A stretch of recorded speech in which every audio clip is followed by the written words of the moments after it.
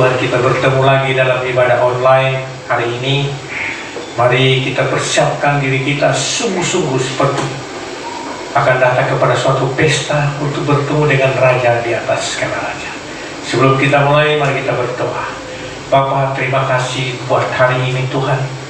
Kami datang membawa hidup kami, membawa keluarga kami, membawa pekerjaan kami, membawa bisnis kami ke depan Tuhan.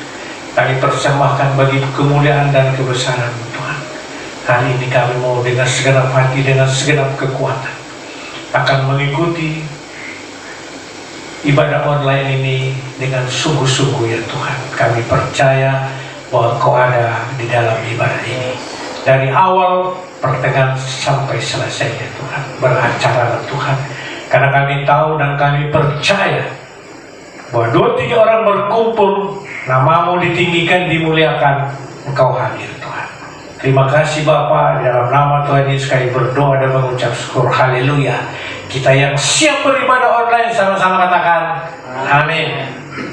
Saudara-saudara, mari kita baca Mazmur 91. Orang dalam lindungan Allah, orang yang duduk dalam lindungan yang maha tinggi dan bermalam dalam naungan yang maha kuasa akan berkata kepada Tuhan, tempat perlindunganku dan kubu pertahananku, Allahku yang kupercaya.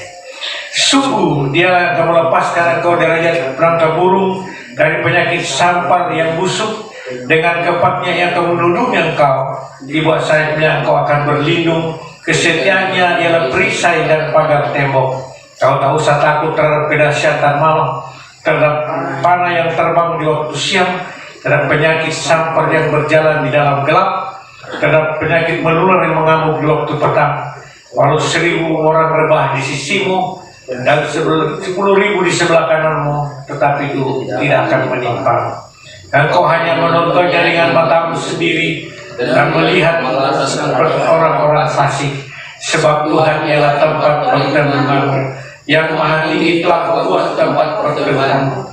Malapetaka tidak akan menimpa kamu, dan Tuhan tidak akan mendekat kepada nyamanmu. Sebab malaikat-malaikatnya akan diperintahkannya kepadamu untuk menjaga engkau di segala jalan. Mereka akan menatang engkau di atas tangannya, supaya kakimu jangan terantuk kepada batu. Singa dan ular tedung akan kau langgahi, engkau akan menginjak anak singa dan ular naga. Sungguh hatinya melekat kepadaku, maka aku akan meluputkannya. Aku akan membentenginya sebab ia mengenal namaku. Bila ia berseru kepadaku, aku akan menjawab. Aku akan menyertai dia dalam kesesakan. Aku akan meluputkannya dan memuliakannya. Dengan panjang umur akan kukenyangkan dia, dan akan kuperlihatkan kepadanya keselamatan daripada. Amin.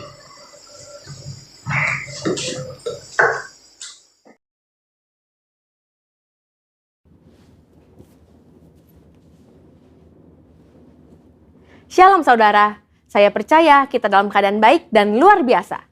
Pada Voice of Pentecost kali ini, kita akan membahas mengenai apakah orang yang sudah meninggal dapat menjumpai kita? Saudara pernah tidak mimpi didatangin orang terdekat yang sudah meninggal, lalu kita bingung, apakah orang yang mendatangi kita ini adalah betul orang terdekat kita atau bukan? Bagaimana kita dapat menjelaskan peristiwa unik namun nyata seperti ini? Mari kita lihat 3 anggapan yang berkembang di masyarakat Kristen secara luas dan apa kata Alkitab mengenai hal tersebut. Pertama, fenomena yang terjadi sama seperti halnya Tuhan Yesus menjumpai murid-murid sebelum ia terangkat ke sorga. Ada tradisi yang berkembang di masyarakat bahwa orang yang telah meninggal masih dapat menjumpai orang yang masih hidup dalam kurun waktu 40 hari setelah kematiannya. Ditambah lagi dengan mengutip ayat sekenanya di luar konteks dan menyambungkan dengan peristiwa Tuhan Yesus menjumpai murid-muridnya selama 40 hari. Yang memegang kepercayaan ini pastinya tidak sadar bahwa Yesus bukanlah orang mati yang mengunjungi murid-muridnya, melainkan ia telah bangkit dari kematian dan hidup, seperti ada tertulis di Markus 9 ayat 9-10. Jadi, anggapan bahwa orang meninggal dapat menjumpai kita sebagaimana Tuhan Yesus adalah sebuah pemahaman yang keliru dan tidak sesuai dengan kebenaran Alkitab. Kedua, fenomena yang terjadi sama seperti saat Musa dan Elia menjumpai Tuhan Yesus di Bukit Transfigurasi.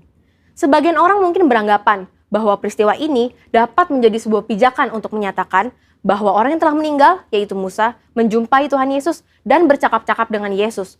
Dalam konteks ini pun tidak tepat jika dijadikan landasan kepercayaan orang yang sudah meninggal masih dapat menjumpai manusia yang hidup. Sebab pada waktu itu Tuhan Yesus berubah rupa atau dalam bahasa Yunani disebut sebagai metamorfo. Sehingga baik Tuhan Yesus, Musa maupun Elia bersama-sama berada dalam dimensi yang berbeda dengan manusia pada umumnya. Dalam hal ini adalah Petrus, Yakobus, dan Yohanes yang menyertai Yesus pada saat itu. Ketiga, fenomena yang terjadi sama seperti ketika Saul berjumpa dengan Roh Samuel. Terdapat dua penafsiran yang berkembang terkait dengan fenomena ini. Ada penafsiran yang mengatakan roh yang muncul itu bukanlah Roh Samuel. Dan penafsiran lainnya mengatakan itu benar Roh Samuel, tetapi atas izin Tuhan untuk memberikan pelajaran dan peringatan kepada Saul. Nah, terlepas apakah kita berada dalam golongan yang meyakini itu adalah Roh Samuel ataupun bukan, Alkitab jelas menyatakan bahwa pemanggilan arwah, bertanya pada arwah yang dilakukan oleh Saul adalah pelanggaran terhadap firman Tuhan dan merupakan dosa. Karena itulah Saul mati. Tuhan Yesus seringkali menggunakan perumpamaan dalam mengajar agar lebih mudah dipahami. Dalam Lukas 16 ayat 19-30, Tuhan Yesus menyampaikan perumpamaan tentang orang kaya dan Lazarus. Dari sini kita dapat mempelajari bahwa ada jurang pemisah dalam dunia orang mati yang memisahkan dua kompartemen yang berbeda, yakni Hades dan Firdaus. Pelajaran berikutnya adalah tidak diperlukan orang yang telah meninggal untuk mengunjungi orang yang masih hidup untuk menyampaikan pesan khususnya terkait pertobatan. Sebab sudah ada pada mereka kitab suci. Mungkin ada saudara yang masih bertanya, lalu bagaimana mimpi yang tidak bisa kita rencanakan bisa terasa sangat nyata? Seakan-akan orang yang sudah meninggal datang menjumpai kita? Setiap orang pasti pernah mengalami mimpi.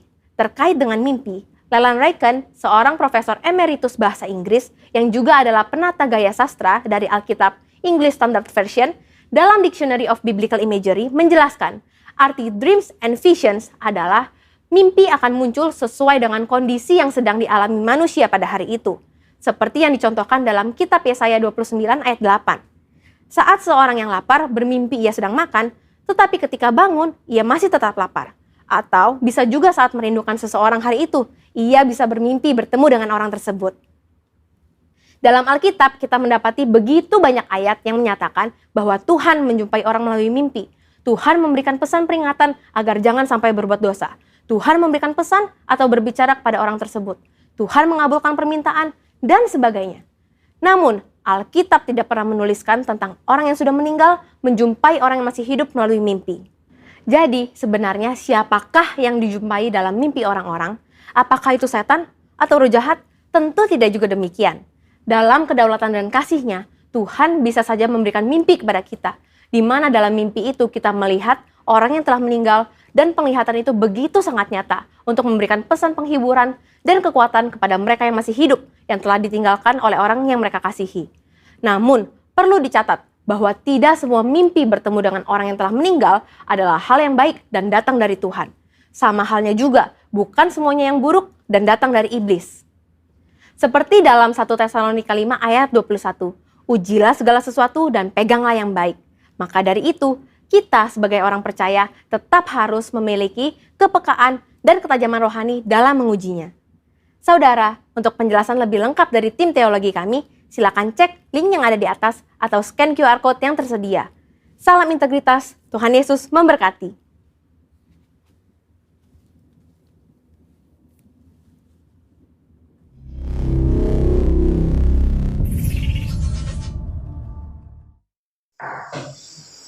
Haleluya saudaraku.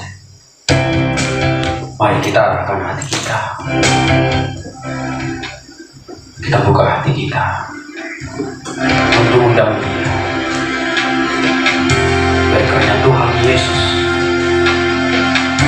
hadir dalam ibadah kita dimanapun kita berada. Saya percaya kuasa Tuhan akan menyertai kita karena Dia Raja kita, Dia Tuhan kita. Dia akan menyertai kita. Saya percaya melalui ibadah online kita akan percaya oleh Tuhan dan penyertaan Tuhan akan menuntun kita. Mari buka hati, kita sembah Dia, kita mau puji Dia, kita mau tinggikan Dia.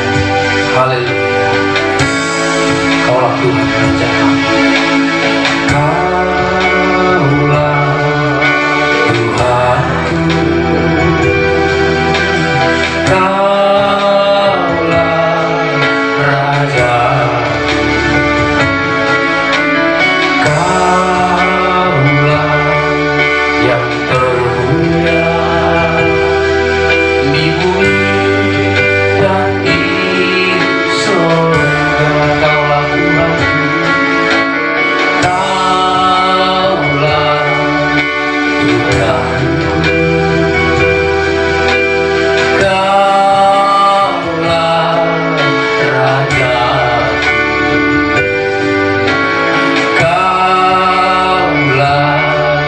yang termulia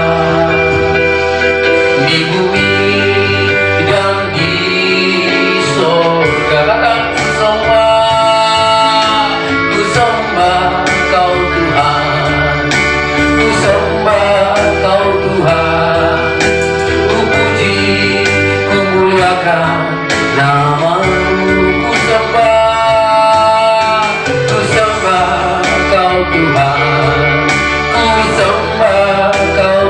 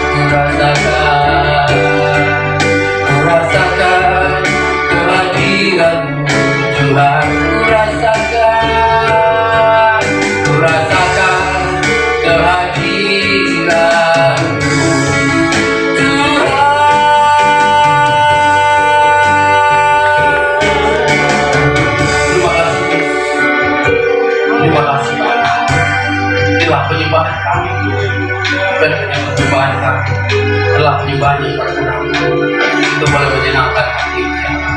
Berkati kami lebih lagi ya, karena sebentar Tuhan kami akan bersorak-sorai bagi untuk meninggikan Engkau, untuk memberikan Engkau bahwa Engkau adalah Raja segala raja.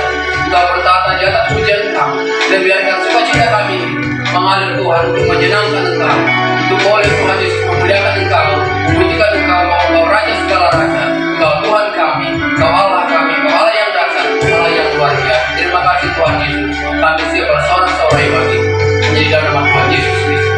Kami berdoa dan mengucap syukur. Haleluya. Sama-sama. Amin. Haleluya. Tiba saja kita akan bersorak-sorai bagi Tuhan. Amin. Ada kuasa dalam nama Tuhan. Dia menara yang teguh. Kita tetap harus bersukacita. Mari kita kiramu, bagi kita semangat puji Dia. Puji Tuhan. Karena Dia Raja segala raja. Dia yang perkasa. Dia yang kekal. Dia yang menyelamatkan saudara saya. Haleluya. Mari kita bersukacita sama-sama Tuhan. Bersukacita bagi Dia. Haleluya. Namanya Tuhan, menara yang teguh, kota benteng perlindungan, Allah yang berkat, ya Bapa yang kekal.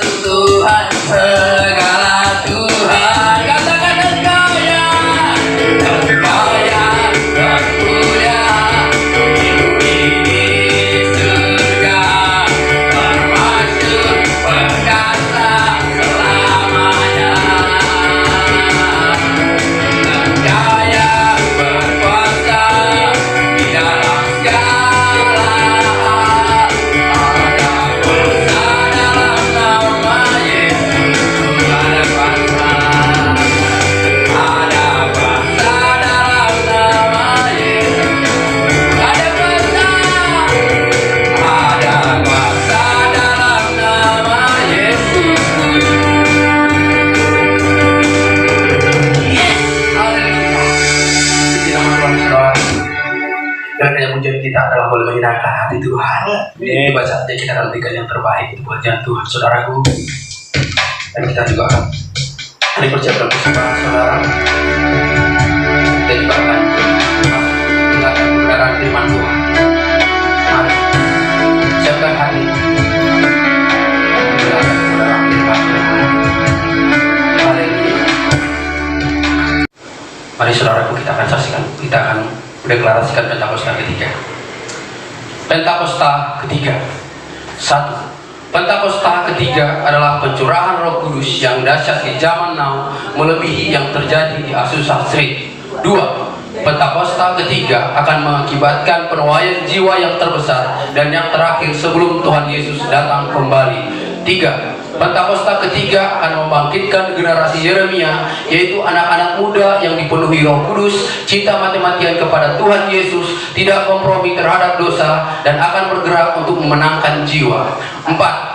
Pentakosta ketiga lahir di Indonesia dan bergerak ke bangsa-bangsa. Gerakan ini dari timur ke barat dan akan kembali ke Yerusalem. 5. Pentakosta ketiga akan memberikan kuasa untuk menyelesaikan amanat agung, dan setelah itu Tuhan Yesus datang kembali. Amin. Haleluya. Mari kita akan pujian kita. Kebenaran firman Tuhan.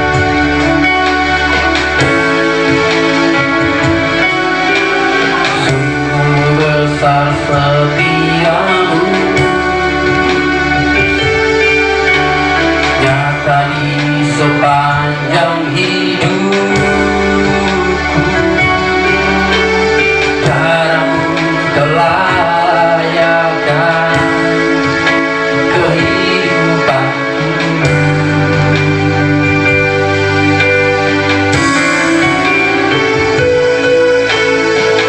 Tiada kata yang bisa lukiskan indahnya kau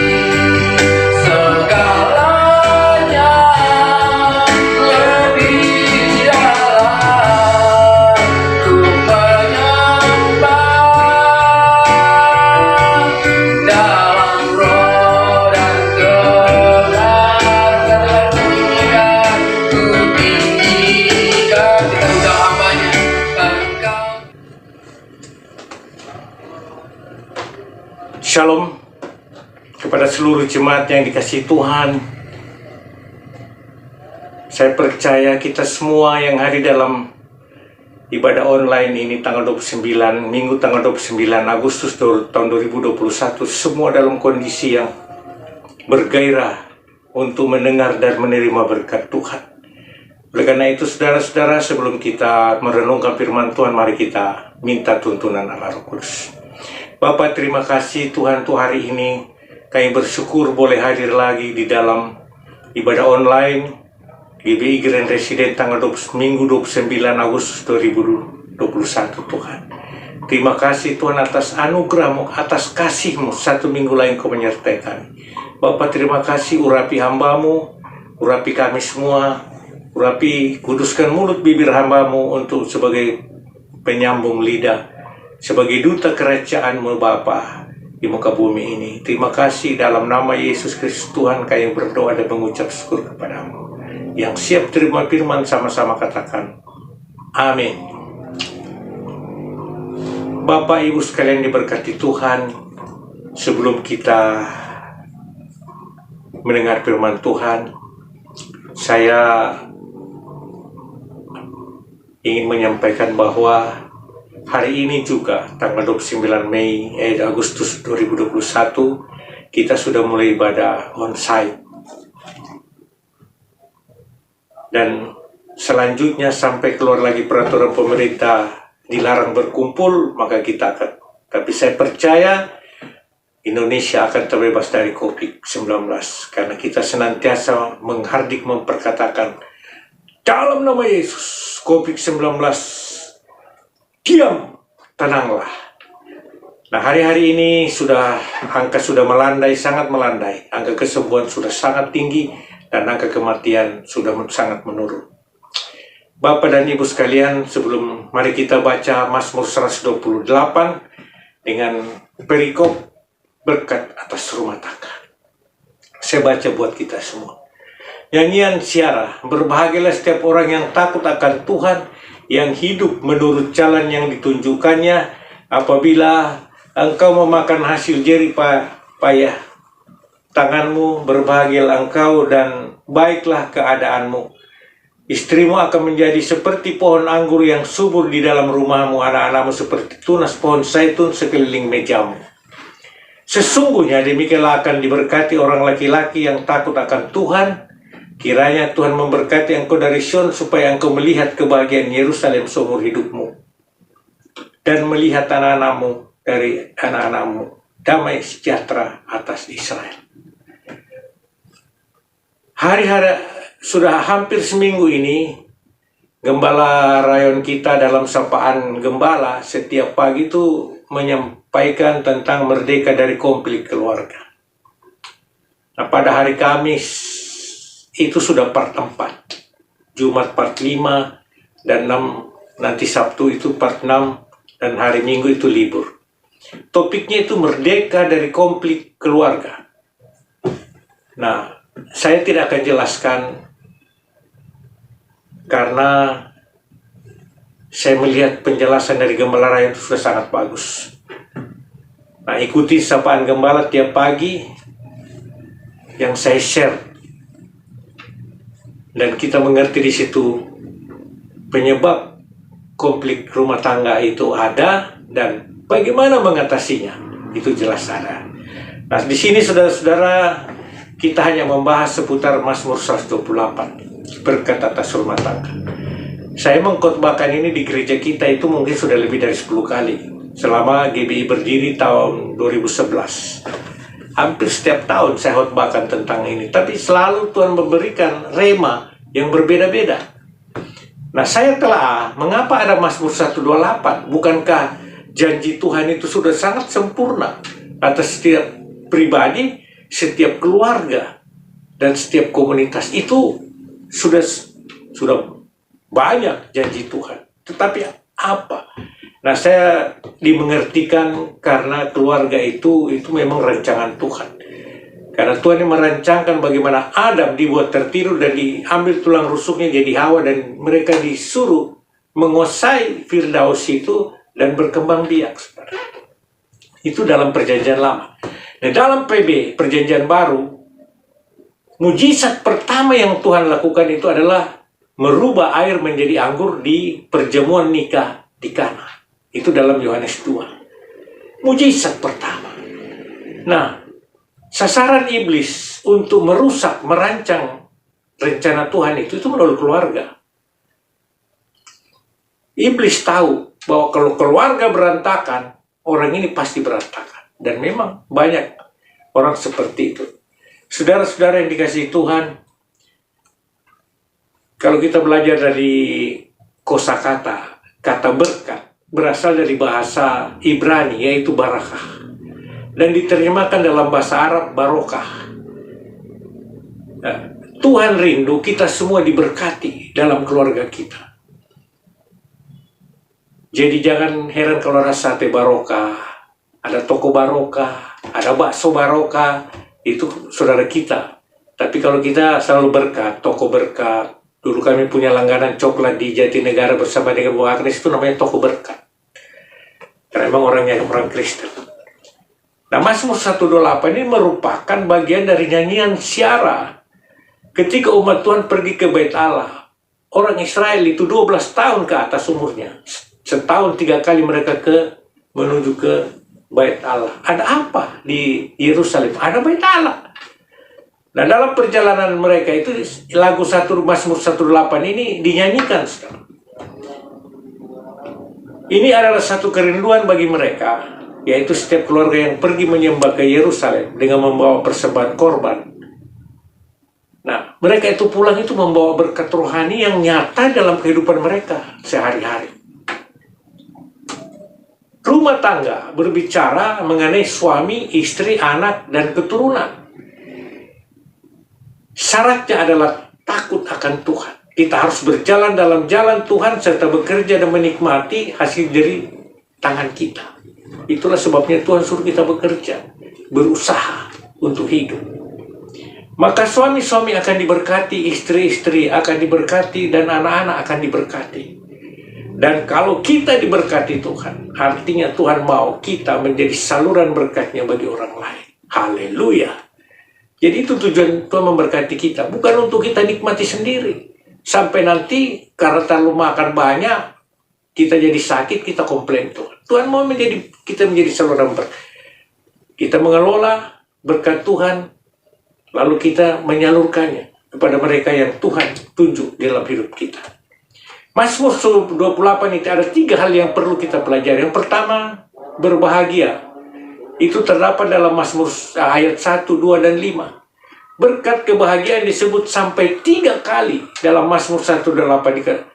Berkat atau dalam bahasa Inggrisnya blessed, bahasa Inggris terjemahkan dari bahasa Ibrani eser, atau diberkati secara fisik maupun rohani. Namun dalam bahasa Ibrani tidak semua kata berasal dari eser itu diberkati secara rohani. Itu memang jasmani. Nah, kalau kita hidup dalam jalan Tuhan, maka kita diberikan karunia berbahagia, menikmati apa yang Tuhan berikan. Hal yang kedua, dalam Mazmur 128 ini Tuhan memberkati dari Sion melihat kebahagiaan Yerusalem. Kiranya Tuhan memberkati engkau dari Sion supaya engkau melihat kebahagiaan Yerusalem seumur hidupmu. Itu di ayat 5. Kenapa kebahagiaan Yerusalem? Karena di Yerusalem ada Bait Allah, tadi saya sudah sebutkan. Dan kalau saudara tahu bahwa di zaman perjanjian baru ini, Bait Allah itu kita. Jadi kita ini harus orang yang paling berbahagia. Karena warisan yang Tuhan Yesus tinggalkan itu damai sejahtera.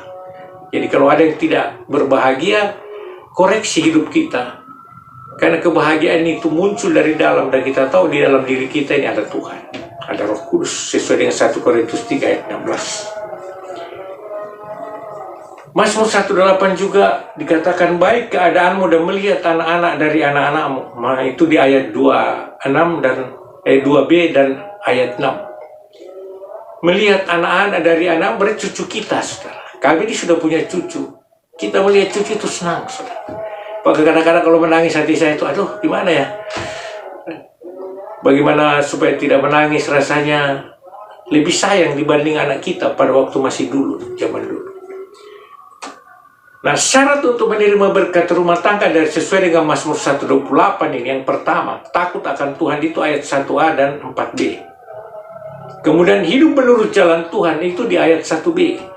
Dan yang ketiga, bekerja dan sungguh-sungguh memakan hasil jari tangan kita, itu di ayat 2. Jadi 3 hal ini benar-benar supaya kita menjadi saluran berkatnya Tuhan. Yang pertama, takut akan Tuhan, hidup menurut jalan-jalan Tuhan, bukan menurut jalan kita atau menurut orang lain. Dan kita bekerja sungguh-sungguh memakan jari tangan kita. Saya sebagai gembala saudara, sebagai pemimpin di gereja GBI yang Tuhan tunjuk dan Tuhan urapi, Tuhan beri kuasa. Pekerjaan saya apa? Mengelola gereja, melayani jemaat, saudara-saudara semua, kita semua melalui. Itu pekerjaan saya hari-hari ini.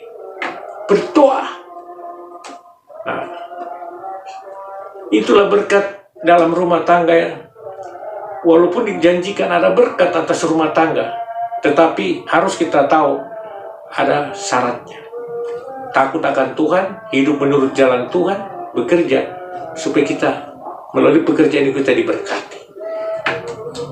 Nah, saya mau bersaksi saudara masalah keuangan. Kadang-kadang yang bikin bentrok dalam rumah tangga itu, dan berkat atau tidak ada bentrok, tapi berkat itu terhalang gara-gara keuangan. Apalagi kalau suami punya penghasilan, istri punya penghasilan, suami hanya memperhatikan keluarganya dia, istri memperhatikan keluarganya dia. Ini bukan maunya Tuhan. Maunya Tuhan saling terbuka. Kalau memberi kepada mertua ya diberitahu istri, kalau memberi kepada mertua ya diberitahu suami, supaya Tuhan tahu, oh ini mereka ini jujur dalam mengelola keuangan. Nah, saya punya kesaksian pada sekitar Juni tahun 1990, April tahun 1988 ibu saya meninggal. Dan kami orang Toraja itu kan pesta, sudah itu ya utang. Nah, utang itu dibayar, ada babi, ada kerbau, ada gula, ada kopi, ada tuak, arak, ada bir. Itulah yang dibawa orang dicatat, lalu itu nanti pada waktu ada keluarga dari yang membawa itu, ini kita akan mengembalikan itu. Nah, waktu itu ayah saya masih ada, dia yang nutupin. Tapi April tahun 1990 ayah saya sudah meninggal. Dan hanya 2 bulan, Juni, itu ada keluarga yang membawa babi itu meninggal. Apa mau dipesta? Jadi mau tidak mau kami harus membayar utang. Nah, waktu itu zaman dulu di rumah kami belum ada telepon. Jadi adik saya itu nelpon ke kantor di Makassar juga. Adik saya belum punya telepon. Jadi dia menelpon di wartel. Lalu saya kirimkan uang. Tapi ketika uang itu tiba di dia tidak nelpon lagi, tapi dia bikin surat. Dia bikin surat, zaman dulu kan pakai surat, ya sirat, pakai alamat kami di rumah di Pamulang. Ya karena itu dari saudara, adik, ketika tiba saya nggak ada di rumah, yang terima itu Ibu Agnes. Lalu dia buka, dia baca, ternyata ada ucapan terima kasih di situ, uangnya sudah tiba, kami sudah berangkat, sudah beli babi, gini-gini. Waktu saya pulang itu istri saya diam-diam. Lalu terus sudah itu dia kasih lihat, ini ada surat. Lalu saya baca, oh iya. Terus ya hanya satu, Ibu Agnes bilang, kok saya nggak diberitahu? Padahal itu kan besar. Saya lupa, saudara. Itulah namanya kelalaian. Saya lupa, saya hanya bilang ya udah maaf dan ya udah. Tapi sejak itu saya betul-betul memperhatikan yang namanya keterbukaan keuangan. Dan setelah itu saya berangkat ke Jepang sekolah, pulang dari sana. Ya sampai hari ini kami itu saling mengerti dan keterbukaan itu ada, sehingga kami diberkati, gereja diberkati, saudara semua diberkati. Oleh karena itu jujurlah dalam mengelola keuangan keluarga, karena Tuhan memberkati. Memang pribadi, tapi itu sesuai dengan Mazmur 28, berkat atas rumah tangga. Haleluya, Tuhan memberkati saudara. Mari kita berdoa. Bapa, hamba sudah selesai berbicara, Roh Kudus teruslah berbicara Tuhan, supaya semakin dimengertikan dengan Mazmur 128, sehingga jemaatmu semua dalam setiap keluarga tidak ada yang berkekurangan, semua menerima berkat sesuai dengan Mazmur 128 ini. Terima kasih Bapa, dalam nama Tuhan Yesus kami, Jehovah Jireh, kami berdoa dan mengucap syukur. Haleluya. Amin.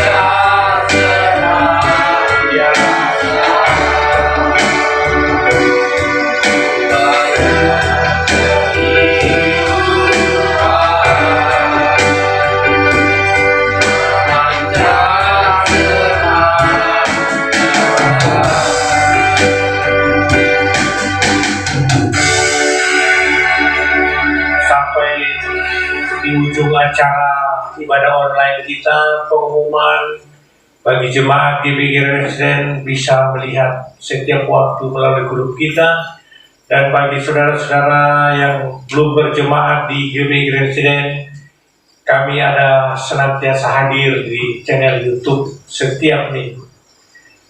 Itu pengumuman dari gereja, dan mari kita berdoa. Bapa kami yang dalam surga, dalam Yesus Kristus Tuhan dan Raja kami tak putus-putusnya rindu ingin bercakap-cakap dengan Engkau Tuhan melalui doa. Pada kesempatan ini Tuhan, kami berdoa untuk seluruh jemaat-Mu, hamba-hamba-Mu yang mengikuti ibadah online ini Tuhan. Engkau tahu kebutuhan setiap mereka dalam usaha, dalam pekerjaan, apapun yang mereka lakukan. Engkau menyertai, karena kami tahu Roma 8 ayat 28, Engkau turut bekerja dalam segala sesuatu untuk mendatangkan kebaikan bagi mereka yang mengasihi Engkau. Bapa, terima kasih Tuhan, hamba-hamba-Mu yang ambil bagian dalam pelayanan ini, Tuhan berkati berlimpah-limpah Tuhan. Terima kasih Tuhan, kami juga berdoa untuk bangsa dan negara kami. Berkati Presiden dan Wakilnya, berkati Pak Jokowi sebagai Presiden memimpin lembaga eksekutif di bangsa ini, para gubernur, wali kota, bupati, sampai ke camat, desa, lurah. Tuhan berkati untuk mencapai Indonesia yang maju, karena Indonesia di tangan-Mu, Indonesia di hati-Mu Tuhan. Kami berdoa untuk COVID-19 dalam nama Tuhan Yesus, diam tenanglah. Demikian juga di sisi ekonomi Tuhan, kami dalam nama Tuhan Yesus kami perkatakan diam tenanglah. Terima kasih Tuhan. Berkati Gembala Pembina kami, Bapak Pendeta Insinyur Niko Nyotora Harjo beserta keluarga besarnya dan keempat wakilnya. Tuhan berkati Gembala lain, Gembala cabang khusus. Kami percaya Tuhan bahwa Engkau terus menjadikan kami orang-orang yang setia. Berkati Tuhan kami semua menjadi prajurit-prajurit Tuhan yang gagah perkasa yang melakukan kehendak Tuhan pada zaman ini. Tuhan, kami juga berdoa untuk Gembala Rokai Pak Demarkus bersama dengan Ibu Tanti, keempat wakilnya Pak Agus, Pak Sampetua, Pak Robert, Pak Johan Cahyadi. Tuhan berkati berlimpah-limpah. Berkati jemaat-Mu semua GBG Residen Tuhan, Engkau menyertai mereka, Engkau tahu kebutuhan mereka, pelihara mereka Tuhan. Dan kami berdoa supaya mereka juga ambil bagian dalam penemuan jiwa yang terakhir dan terbesar di akhir zaman ini, untuk menyelesaikan amanat agung dalam kehidupan mereka Tuhan, menjadi bintang, menjadi bersinar, terpancar Tuhan dalam kehidupan mereka, sehingga orang melihat bahwa mereka adalah anak-anak Tuhan. Terima kasih Tuhan, berkati persembahan yang dikumpulkan oleh jemaat-Mu Tuhan. Kami tahu Tuhan bahwa apa yang mereka berikan belumlah semua apa yang mereka miliki, tapi yang sisa Tuhan berkati berlimpah-limpah. Dan kami berdoa Tuhan, mereka Engkau pelihara supaya keuangan mereka Tuhan dipakai bagi kemuliaan Tuhan, bagi kesehatan mereka, bagi anak sekolah, anak-anak mereka, buat hidup mereka Tuhan. Kami patahkan semua sakit penyakit yang akan menghabiskan uang jemaat. Terima kasih Tuhan. Inilah doa kami, permohonan kami bawa di dalam satu nama, Yesus Kristus Tuhan kami. Terima kasih Bapa. Jemaat yang dikasihi Tuhan, sebelum kita berpisah, terimalah berkat daripada Allah Bapa. Anugerah yang berlimpah-limpah dari Bapa kita yang baik, yang luar biasa di sorga, dan kasih karunia di dalam putranya Yesus Kristus Tuhan, dan persekutuan pertolongan tuntunan dari Allah Roh Kudus turun atasmu saat ini, bahkan sampai Maranatha Tuhan Yesus datang menjemput kita di awan-awan yang permai. Engkau akan senantiasa dipelihara, keluar masukmu dipelihara, dan apapun yang kau perbuat di dalam namanya engkau akan dibuat berhasil. Keluargamu akan dilindungi, anak-anakmu akan dibuat hebat-hebat, dan pekerjamu akan diberkati secara luar biasa. Di dalam nama Yesus Kristus Tuhan, kita yang percaya dan sudah diberkati Tuhan sama-sama katakan amin.